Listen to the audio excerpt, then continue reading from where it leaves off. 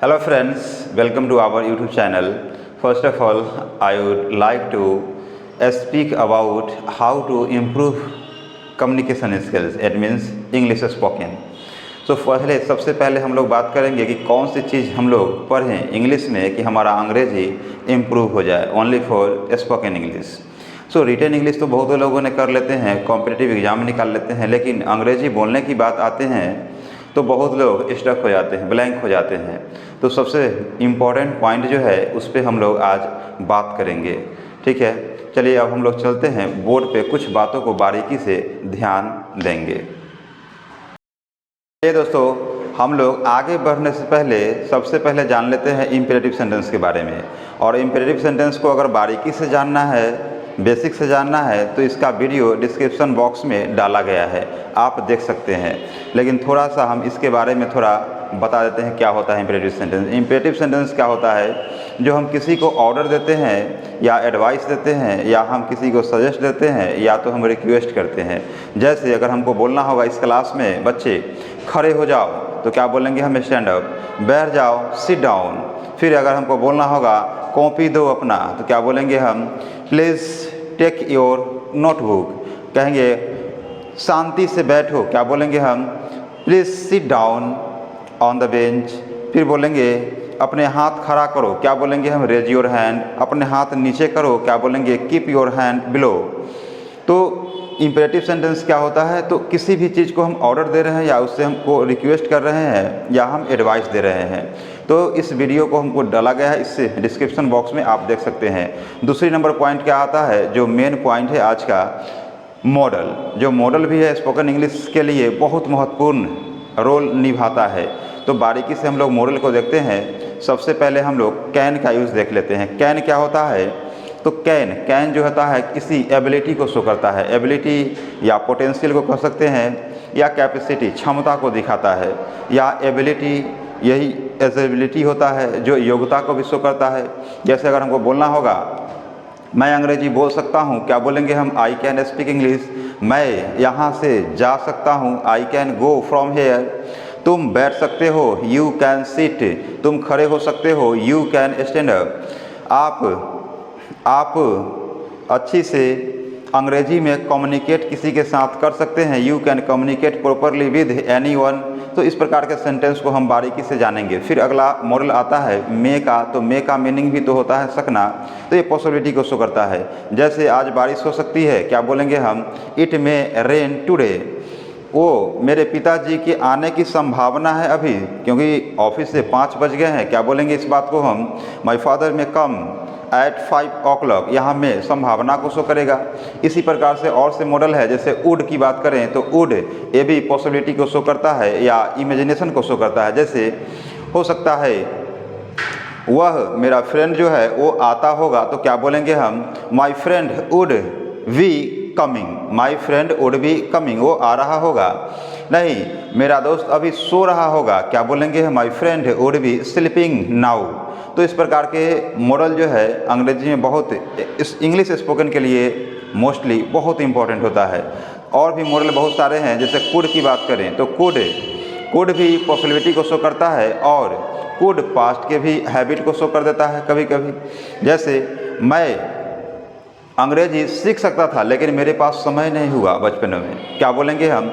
I could speak English, I could learn English but I didn't have time in my childhood. तो could भी जो है एक तो पास्ट को भी शो करता है और ये प्रेजेंट में पोलाइटनेस को भी शो करता है।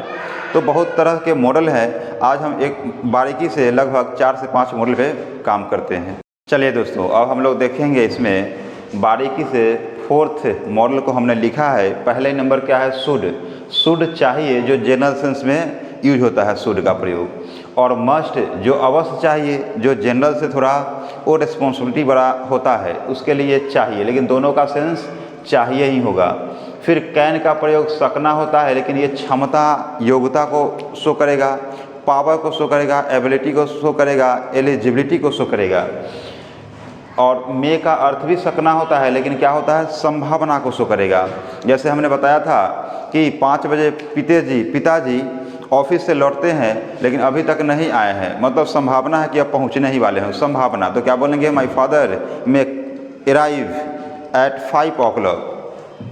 तो ये सकनागा सोकर। सबसे पहले अब हम शुड का प्रयोग देख लेते हैं इसके स्ट्रक्चर के बारे में। Subject plus should plus V1 plus object. आपको ध्यान देने वाली चीज़ है कि कोई भी मॉडल अपने साथ आपको यहाँ पे V1 वर्ब का फर्स्ट फॉर्म ही लेता है।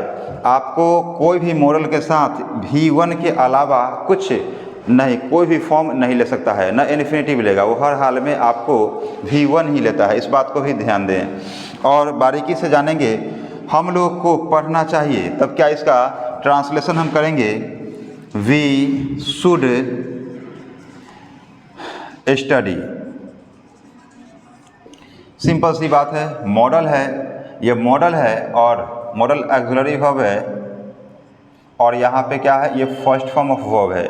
यानी आपको ध्यान देना होगा, मॉडल को यूज़ करते समय हमको हर हाल में V1 का प्रयोग करेंगे। दूसरी नंबर क्या है, हम लोगों को खेलना चाहिए। इसी प्रकार से हम बी शुड प्ले है जो यहाँ पे फर्स्ट फॉर्म ऑफ वर्ब है, ये क्या है, मॉडल ऑक्सिलरी वर्ब। तो इस प्रकार से हम लोग 50-100 अंग्रेजी का सेंटेंस बोल सकते हैं। जैसे बोलेंगे हम लोगों को स्कूल जानी चाहिए, क्या बोलेंगे, we should go to school. हम लोगों को जोर से बोलनी चाहिए, वी शुड स्पीक लाउडली। तुम लोगों को ध्यान से पढ़नी चाहिए, you should study with pay attention. And तुम लोगों को क्लास में हल्ले नहीं करने चाहिए, क्या बोलेंगे, you should not make a noise in the class. आप लोगों को अब घर जानी चाहिए, you should go home now. आप लोगों को समय पर क्लास में आनी चाहिए, क्या बोलेंगे हम, you should enter in the class at time. आप लोगों को अपना काम सही से करनी चाहिए, क्या बोलेंगे, you should work properly to your work. इसी प्रकार से हम शुड का प्रयोग बहुत सारे चीज़ों में कर सकते हैं। फिर बोलेंगे आप लोगों को अब ग्राउंड से जानी चाहिए, क्या बोलेंगे हम, you should go from ground. अब टाइम हो चुका है हम लोगों को। चलिए अब हम लोग शुड का प्रयोग जान गए हैं। अब हम लोग देखते हैं मस्ट का प्रयोग। अवश्य चाहिए के लिए क्या होगा, हम लोगों को इस क्लास का रूल अवश्य फॉलो करनी चाहिए। इसमें शुड का प्रयोग नहीं, अवश्य का सेंस देगा, तो आपको मस्ट का यूज़ करना होगा। क्या बनेंगे, we must follow the rule of this class. हमें संविधान का नियम का पालन अवश्य करनी चाहिए। इसमें शुड का प्रयोग न करें, अवश्य करनी चाहिए। क्या बोलेंगे, we must follow the rules of constitutions. हम लोगों को निश्चित रूप से या अवश्य रूप से समय पर जानी चाहिए, समय पे किसी ऑफिस में जानी चाहिए। यहाँ भी रिस्पॉन्सिबिलिटी को शो करता है, हम लोग को मस्ट का यूज़ करना पड़ेगा। क्या बोलेंगे हम, we must go to any institutions at time.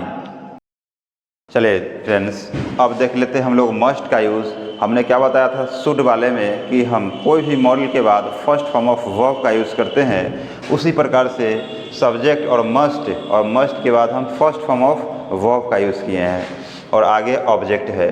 और जैसे हम लोग शुड के बाद V1 यूज़ किए हैं, सभी में मस्ट के बाद भी आपको V1 दिख रहा होगा।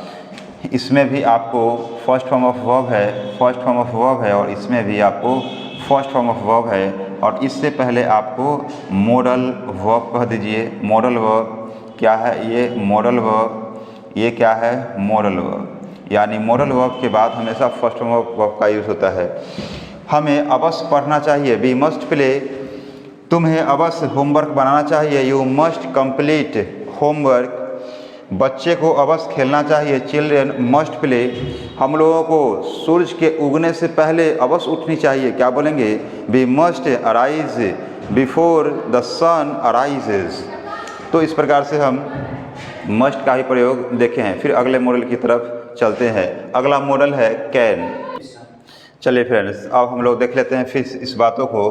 कैन का यूज़ हमने बता दिया था कि ये योग्यता को शो करता है या क्षमता को, पावर को, एबिलिटी को शो कर सकता है। ये यानी जहाँ भी वर्चस्व की, डोमिनेशन की बात होता है, वहाँ पे कैन मौजूद होता है। हम लोग अंग्रेजी बोल सकते हैं, क्या है, मेरे पास एबिलिटी है अंग्रेजी बोलने का, मैं अंग्रेजी बोल सकता हूँ। We can speak English. हम लोग के पास है, बच्चे के पास क्षमता है अंग्रेजी बोलने का, क्या बोलेंगे हम, चिल्ड्रेन कैन स्पीक इंग्लिश, तुम्हारे पास क्षमता है, तुम्हारे पास एबिलिटी है अंग्रेजी बोलने का। You can speak English. अभी मैं जा सकता हूँ, मेरी मर्जी है, मैं अभी जा सकता हूँ। क्या बोलेंगे हम? I can go. अभी 4 एग्जाम्पल हमने लिखा है यहाँ पे। हम लोग अंग्रेजी बोल सकते हैं, वी कैन स्पीक इंग्लिश। हम लोग बैठ सकते हैं, वी कैन सीट। क्या है यहाँ पे? क्षमता को शो कर रहा है।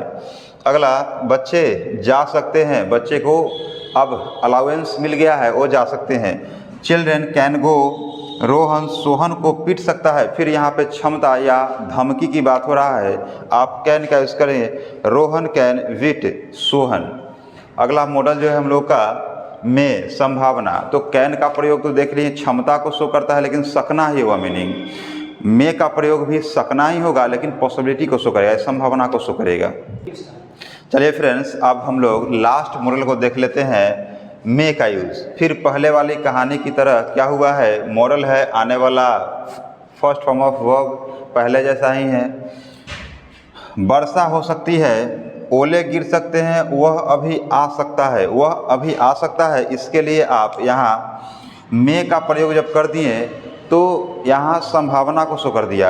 आप यहाँ कैन का भी प्रयोग कर सकते हैं, कैन का प्रयोग कर सकते हैं, तो यहाँ पे फिर वो क्षमता को शो कर रहा है, एबिलिटी को शो कर रहा है।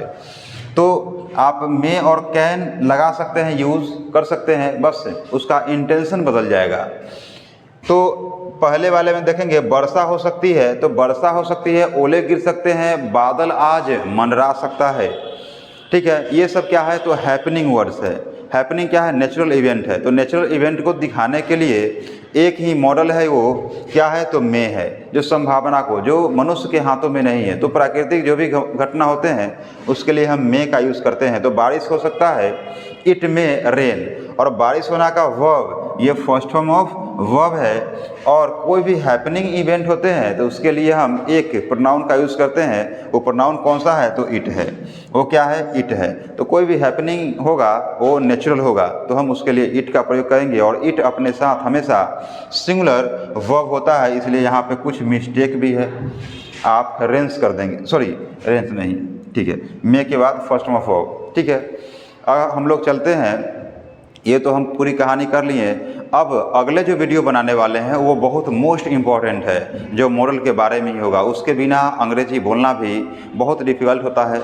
आप बोल सकते हैं, लेकिन उसके बिना आप बहुत सारे कठिनाइयों को झेलना पड़ सकता है। ठीक है।